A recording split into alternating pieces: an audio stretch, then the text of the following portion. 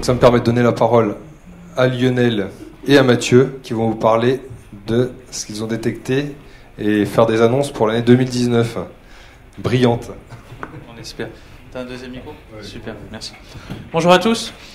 On va vous parler avec Lionel des récap 2018 de ce qui s'est passé sur cette année assez succinctement, puis qu'est-ce qu'on va attendre surtout du CES 2019 par rapport aux tendances qu'on a pu découvrir cette année au fur et à mesure des mois qui l'ont composé. Donc, moi, je m'appelle Mathieu Deboeuf-Rouchon, je suis ce qu'on appelle Solution Manager chez Altran Digital. On porte chez Altran Digital, qui est une société d'ingénierie à part entière, le fait d'architecturer l'ensemble des verticales métiers d'Altran, que sont l'IA, le blockchain, le deep learning, etc. Enfin, tous ces corps de métier qui répondent souvent à des problématiques qui leur sont propres. Et donc, nous, on architecture des solutions globales qui vont de la blockchainisation, de l'enregistrement des fréquences radio jusqu'à la voiture autonome de Volkswagen, des créations de data lake global à de la médecine connectée. Enfin, il y a énormément de sujets et donc on porte cette transversalité. Voilà, et donc avec Lionel, et on a créé cette chaîne Digital Man. Il a déjà beaucoup parlé, ça. Oui, ça marche. Bon, de toute façon, je parle assez fort. D'accord. Moi, je suis consultant en stratégie digitale et on enregistre sur celui-là, c'est bien. Donc je suis consultant en stratégie digitale et innovation, j'enseigne à l'Innov Campus à Nanterre, et évidemment depuis 3 ans, on vient avec l'Eurotech Week sur le CES avec Mathieu, et on fait de la veille, et au cœur de Digital Man, on s'intéresse surtout à l'impact de ces transformations digitales sur les sociétés, les hommes et puis les organisations, parce que les organisations sont au cœur de tout cela. L'année dernière, bon, les chiffres ont été donnés, donc c'est une énorme foire, mais c'est une énorme porte ouverte et fenêtre ouverte sur le futur si on regarde bien les choses. Et pour bien regarder les choses, il faut essayer de ne pas rester en surface. Donc nous, ce matin, on ne va pas tellement vous présenter des produits, des sociétés, mais surtout à travers certaines thématiques, ce que l'on a pu observer par rapport à l'impact qu'elles sous-entendaient et ce que les sous-jacents de ces thématiques sous-entendaient. Et on commence, je crois, par l'intelligence artificielle.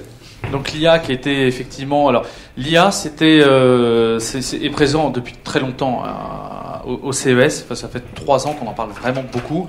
On s'aperçoit néanmoins que sur ces 2 dernières années, il y a une vraie notion de valeur qui commence à être créée. C'est-à-dire que l'IA, pour de l'IA, globalement, tout le monde est capable d'en faire aujourd'hui. Vous avez des solutions techno qui marchent très bien chez les plus gros acteurs du marché, qui sont AWS, IBM ou autres. Et on s'aperçoit qu'aujourd'hui, finalement, faire de l'IA, tout le monde en fait. Enfin, ce qu'on disait, c'était vous prenez n'importe quel objet connecté ou solution, vous mettez de l'IA dedans, vous allez lever des millions. Et c'est à peu près globalement ce qui se passait. Sauf que cette notion de valeur, elle a été extrêmement forte cette année.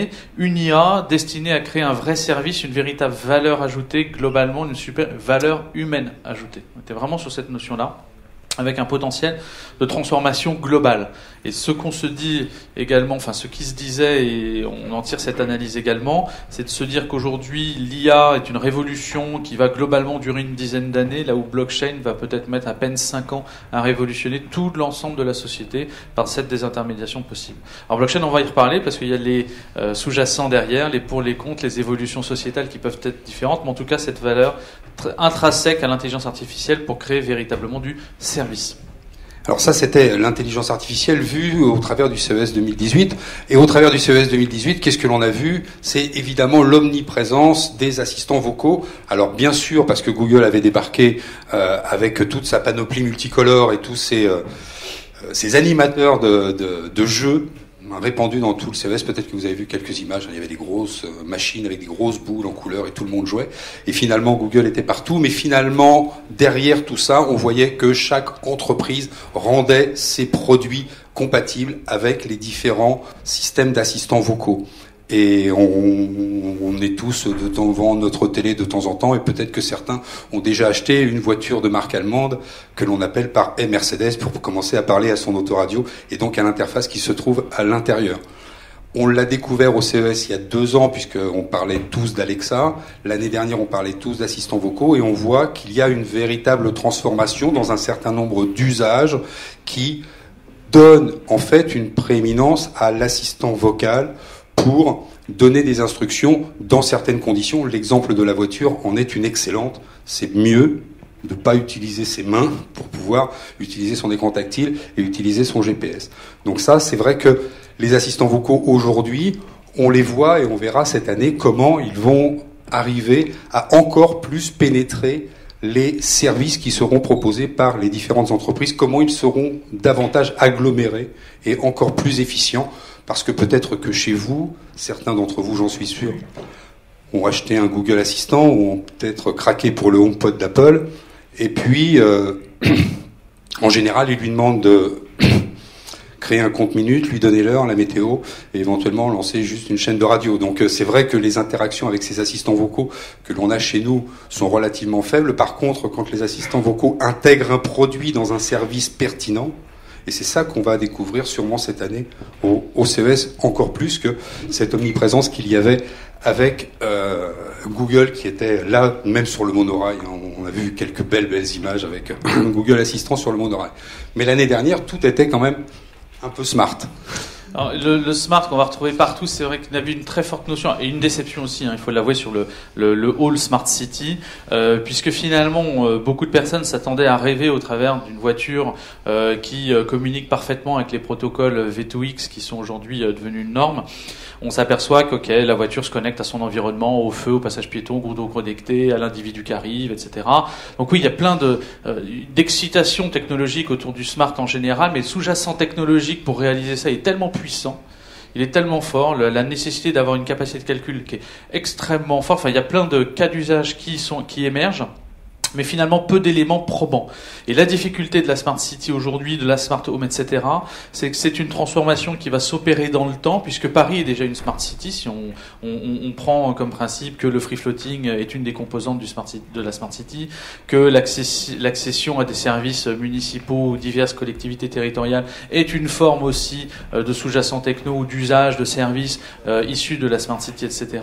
Ce que l'on constate plus, c'est que finalement, il y a encore 2 ans, on était très porté sur l'habitat personnel chez soi, où on connectait sa maison, son environnement personnel se connecte aujourd'hui plutôt à l'extérieur, à la Smart City, et progressivement, en fait, on a une transformation globale qui est en train de s'opérer.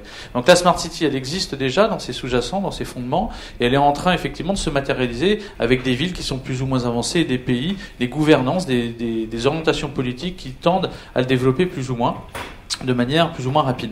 Donc oui, tout était smart.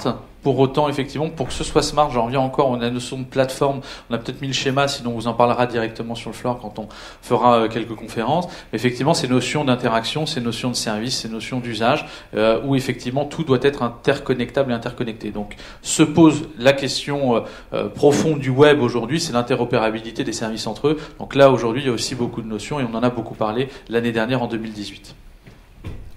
Et donc, pour rebondir sur l'interopérabilité, qu'est-ce que l'on fait de la data et qu'est-ce que l'on fait de ces stocks de data que l'on a justement par le biais de tous ces services connectés, de tous ces services qui seront au plus près de nous dans la maison. Ce qui était intéressant l'année dernière, c'est que on voyait malgré tout pour ce traitement l'apparition, et Christophe en a un peu parlé, et on verra ce qui se passe, puisqu'il y a eu 2 grosses annonces. Il y avait Intel qui avait présenté son ordinateur quantique sur la base de 49 quantum dot, qubits, et quelques mois après, on avait Google qui présentait le sien avec 60, j'ai noté quand même, 72, ouais.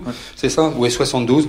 Donc on voit que les géants du traitement de la donnée sont en train d'aiguiser leurs armes pour pouvoir justement répondre à toutes les attentes que l'on peut avoir justement dans un système de ville connectée qui va rendre l'humain plus intelligent et qui va lui donner des services qui vont rendre sa vie plus facile.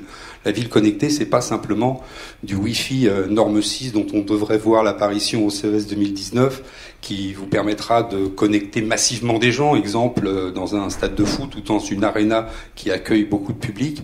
Mais traiter ces données, ça demande aussi des puissances. Et finalement, c'était aussi la technologie qu'on voyait apparaître. Que deviendra-t-elle cette année? Comment elle va pouvoir s'intégrer? Parce que bon, si vous avez vu l'intérieur d'un ordinateur quantique, c'est loin de votre sacoche pour en faire un ordinateur portable. On est bien d'accord. Alors ce qui était intéressant, ça c'est ce qu'on avait observé en 2018, mais on était en janvier, et donc finalement en 2018, il s'est passé plein d'événements qui ont probablement teinté la perception que l'on a de certaines technologies et la